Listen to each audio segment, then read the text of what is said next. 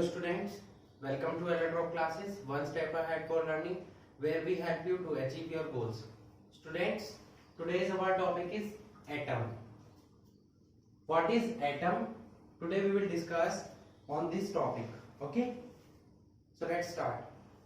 First of all, we have to know what is the actual definition of atom. Atom होता क्या है? इसके बारे में हम पढ़ने वाले हैं. तो बेसिकली एटम एक स्मॉलेस्ट पार्टिकल होता है किसी भी एलिमेंट का जो फ्रीली एग्जिस्ट कर भी सकता है और नहीं भी कर सकता है. ठीक है, क्या बोला मैंने कि एटम एक स्मॉलेस्ट पार्टिकल है एटम का जो फ्रीली एग्जिस्ट कर भी सकता है और नहीं भी कर सकता है. मतलब उसकी कैपेबिलिटी हो भी सकती है फ्रीली एग्जिस्ट करने की और नहीं भी हो सकती है. ठीक है, ये वो छोटे से छोटा पार्टिकल होता है जो किसी भी केमिकल रिएक्शन में पार्टिसिपेट करता है. ठीक है, कौन? एटम. ठीक है, डेफिनेशन क्या हो जाएगी? An atom is the smallest particle of an element which may or may not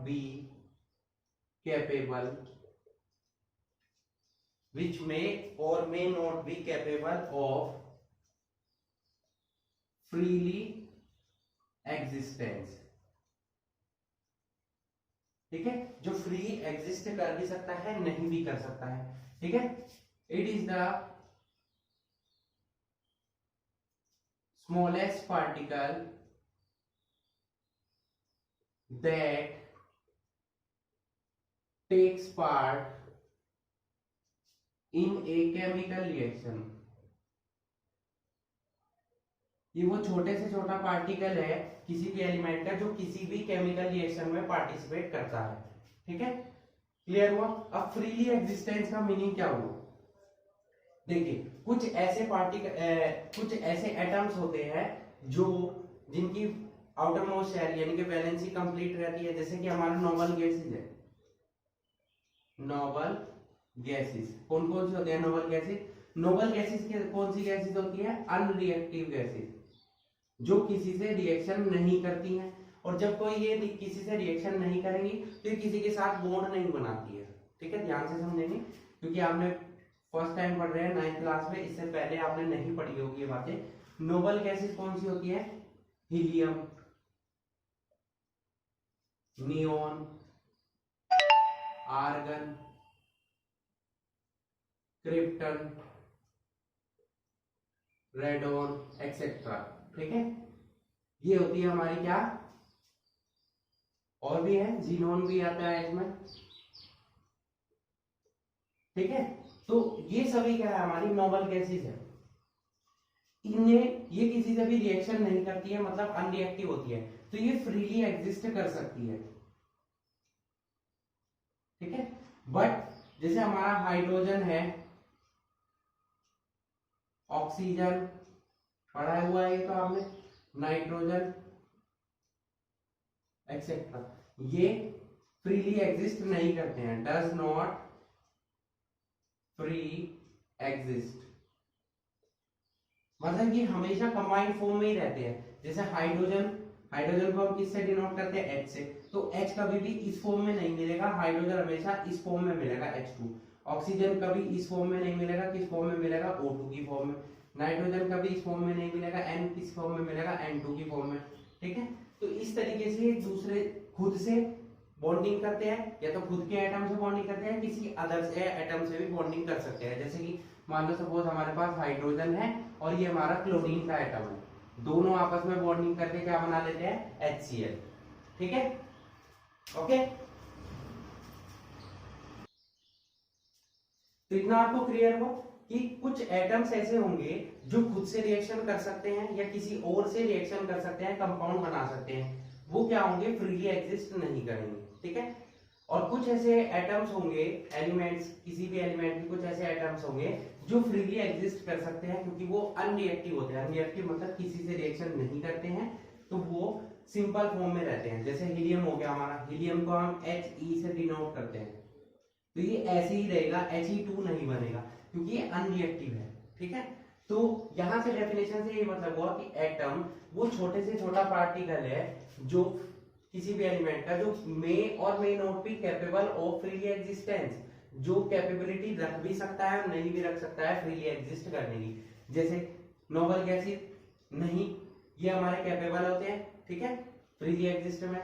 और हाइड्रोजन, ऑक्सीजन, नाइट्रोजन, इस तरीके के जो भी एटम्स है वो फ्रीली एग्जिस्ट नहीं करते हैं, उनकी कैपेबिलिटी नहीं है फ्रीली एग्जिस्ट करने की, ठीक है, क्योंकि वो रिएक्टिव होते हैं और वो एक दूसरे से बॉन्डिंग करके क्या बना लेते हैं, मॉलिक्यूल्स का फॉर्मेशन करते हैं। खुद से बॉन्डिंग कर सकते हैं और दूसरे एटम से भी बॉन्डिंग कर सकते हैं, ठीक है। तो इस तरीके से आपका एटम, आई होप आपको क्लियर हो गया होगा कि एटम क्या है, स्मॉलेस्ट पार्टिकल है जो किसी भी केमिकल रिएक्शन में पार्टिसिपेट करता है, ठीक है। क्लियर हुआ इतना? चलिए, okay, not it, okay, next चलते हैं आगे। अब एटम हमने पढ़ चुके कि एटम क्या है। अब चलते हैं साइज ऑफ एटम पर। एटम एक स्मॉलेस्ट पार्टिकल है, ये हमने पढ़ लिया।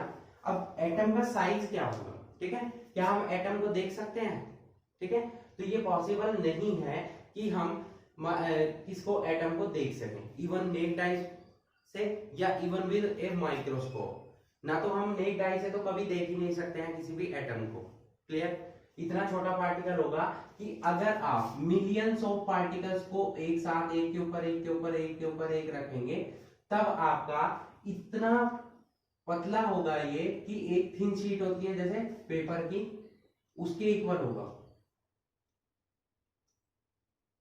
ठीक है। कितने मिलियंस ऑफ एटम्स को अगर आप वन बाय वन रखते हैं इस टाइप से, तब आपका एक थिन शीट ऑफ पेपर के इक्वल होगा इसका साइज। तो आप नेक्ड आई से तो कभी नहीं देख सकते इसको, इवन विद माइक्रोस्कोप्स की हेल्प से भी नहीं देख सकते हम एटम्स को, ठीक है। इमेजिनेशंस पर बेस्ड है सब कुछ, ठीक है।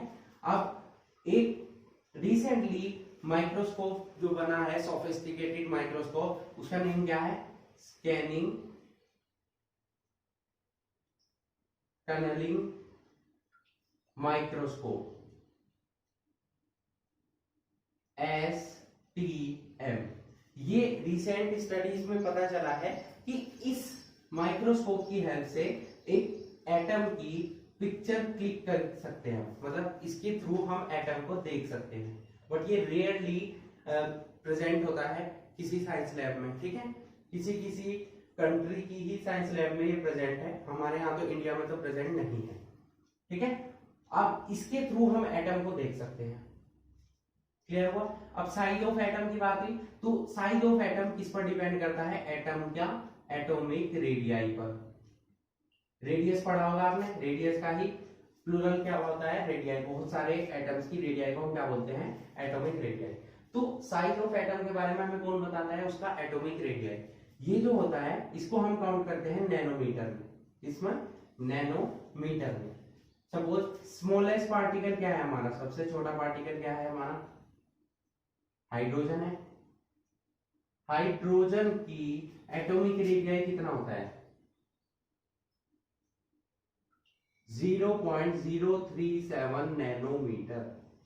ये आपको पता होना चाहिए, नैनोमीटर क्या है, यूनिट है, ठीक है। लेंथ को नापने की यूनिट होती है। जैसे मैं आपको बता दूं एक सीरीज यहां पर,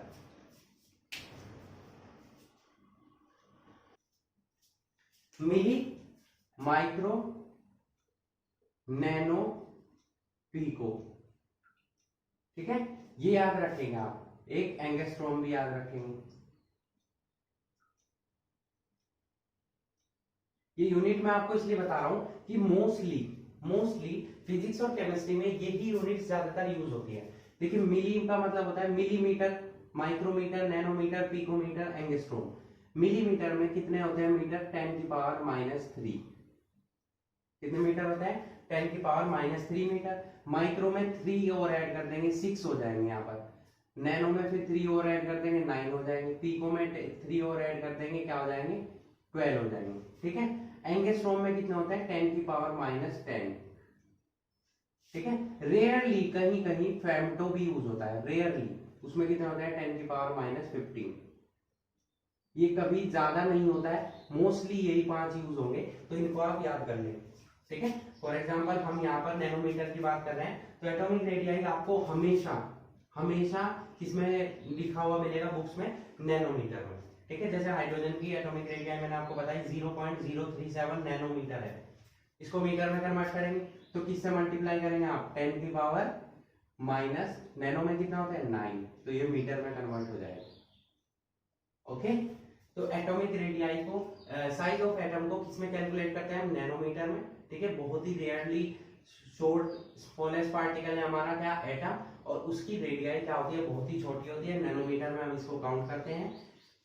नेक्ड आई से हम एटम को नहीं देख सकते हैं, इवन विद माइक्रोस्कोप भी हम नहीं देख सकते हैं, कुछ स्पेशल माइक्रोस्कोप है, जैसे कि मैंने ये बताया आपको, स्कैनिंग टनलिंग माइक्रोस्कोप STM, इसके थ्रू हम एटम की पिक्चर क्लिक कर सकते हैं और उसे देख सकते हैं। ठीक है, क्लियर हुआ आपको इतना? ठीक है, अब बात आई सिंबल्स की, कि एटम, अभी मैंने आपको दिखाया कि हीलियम है या हाइड्रोजन है, हीलियम को मैंने He से डिनोट किया, हाइड्रोजन को मैंने केवल H से डिनोट किया। ये कैसे पॉसिबल हुआ, सिंबल्स कैसे हमने आइडेंटिफाई किए एटम्स के, मतलब किस एटम को, किस एलिमेंट के एटम को हमें किससे डिनोट करना है, ये कैसे डिपेंड करता है, मतलब सिंबल्स क्या होते हैं। ठीक है, चलिए सिंबल्स के बारे में पढ़ते हैं। Okay, so please note it. Next चलते हैं सिंबल्स पर।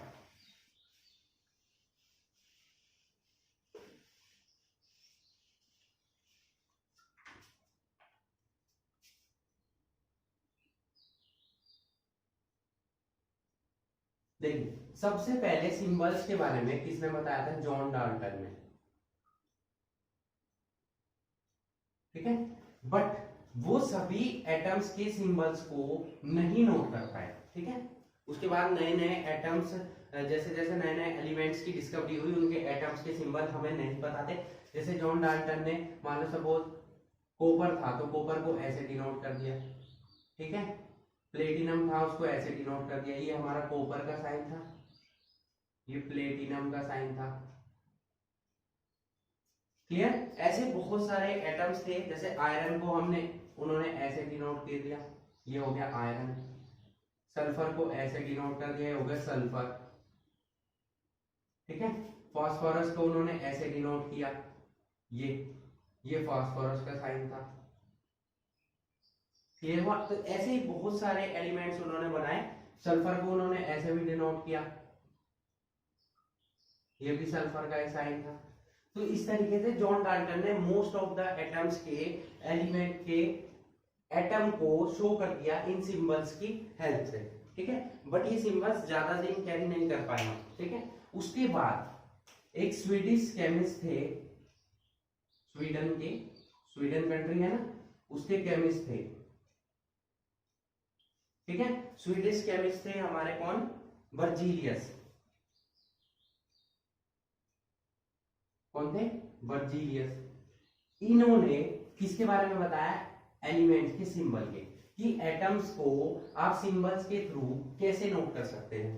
तो उन्होंने क्या बताया, फर्स्ट मैं बताता हूं आपको, कि बर्जीलियस ने बताया कि जब भी आप किसी भी एटम के सिंबल को नोट करेंगे तो सबसे पहले क्या करना है, उसका फर्स्ट लेटर हम यूज करेंगे। मान लो सपोज हाइड्रोजन हम नोट कर रहे हैं, तो इसका फर्स्ट लेटर क्या है, H, तो हाइड्रोजन को हम किससे नोट करेंगे, H से। पता भी है आपको हाइड्रोजन को हम किससे नोट करते हैं, H से। मान लो सपोज ऑक्सीजन है तो उसको हम किससे नोट करते हैं, O से। नाइट्रोजन है तो उसको हम किससे नोट करते हैं, N से। ठीक है, देखिए सभी एटम्स के नेम इंग्लिश वर्ड नहीं है, उनमें कुछ इंग्लिश वर्ड्स हैं, कुछ ग्रीक वर्ड है, ग्रीक लैंग्वेज होती है, कुछ लैटिन वर्ड है।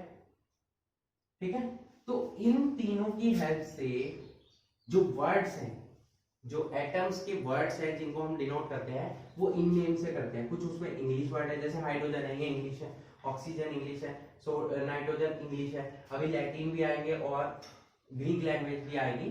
तो उनके थ्रू हम क्या नोट करते हैं, एटम्स के सिंबल्स। ठीक है, फर्स्ट इन्होंने क्या बताया कि फर्स्ट लेटर हम लेंगे एलिमेंट का, जो उसका नेम है उसका फर्स्ट लेटर हम ले लेंगे। ठीक है, उससे हम क्या करेंगे, उसके सिंबल को डिनोट करेंगे।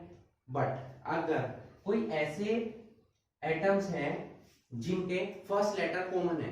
मान लो सपोज ये हो गया हमारा कार्बन, ये हो गया हमारा कॉपर, ये कार्बन हो गया, कॉपर हो गया, कैल्शियम। अब देखिए सभी सी से स्टार्ट है, तो क्या सभी को हम सी से डिनोट करेंगे?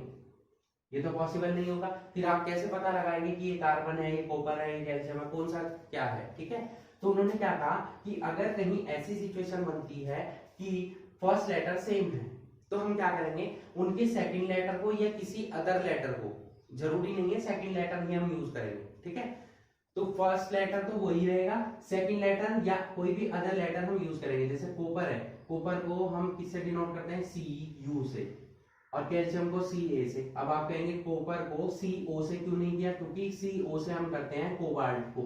कोबाल्ट क्या होता है? सी ओ, सी कैपिटल ओ स्मॉल। ये भी बात ध्यान रखनी है कि फर्स्ट लेटर तो हमेशा क्या बनेगा? कैपिटल बनेगा। फर्स्ट लेटर क्या बनेगा? हमेशा कैपिटल, और सेकंड लेटर हमारा क्या बनेगा? स्मॉल, हमेशा। ये आपको याद रखना है। अब कभी भी आप कोबाल्ट को ऐसे नोट नहीं करेंगे, क्योंकि ये तो कार्बन मोनोऑक्साइड हो गया। यस, लास्ट लेक्चर में पढ़ाई थी आपको। कोबाल्ट को हम कैसे नोट करेंगे? सी कैपिटल ओ स्मॉल। कैल्शियम को सी कैपिटल ए स्मॉल, कॉपर को सी कैपिटल यू स्मॉल। ठीक है, तो इस तरीके से ये रूल्स थे कि फर्स्ट लेटर हम यूज करेंगे एलिमेंट के सिंबल के लिए। अगर फर्स्ट लेटर सेम है तो हम सेकंड लेटर या कोई भी अदर लेटर हम यूज कर सकते हैं उस एटम के सिंबल को डिनोट करने के लिए। एटम्स के जो सिंबल है, जो पूरी पीरियोडिक टेबल अभी तक 118 एलिमेंट हमें ज्ञात है, ठीक है, इनमें से 90 जो है हमारे नेचुरल है, बाकी सभी मैन मेड है। क्लियर हुआ? अब इन्हें लेकर एक टेबल बनाई गई है, ठीक है, सभी को एक टेबल में रखा गया है। इस टेबल को हम क्या बोलते हैं? पीरियोडिक टेबल, जो आप आने वाली क्लासेस यानी कि 10th क्लास में 11th क्लास में पढ़ेंगे। सभी एलिमेंट्स को एक टेबल में रखा गया है उनकी प्रॉपर्टीज के अकॉर्डिंग, उनके एटॉमिक नंबर के अकॉर्डिंग, तो उस टेबल को हम क्या बोलते हैं? पीरियोडिक टेबल बोलते हैं। ठीक है, अब ये याद रखेंगे फर्स्ट लेटर हमेशा कैपिटल बनाना है, सेकंड लेटर हमेशा क्या बनाना है? स्मॉल बनाना है। अब मैंने अभी आपको एक बात बताई कि कॉपर को हम सी ओ से क्यों नहीं डिनोट करते, सी यू से करते हैं। क्यों?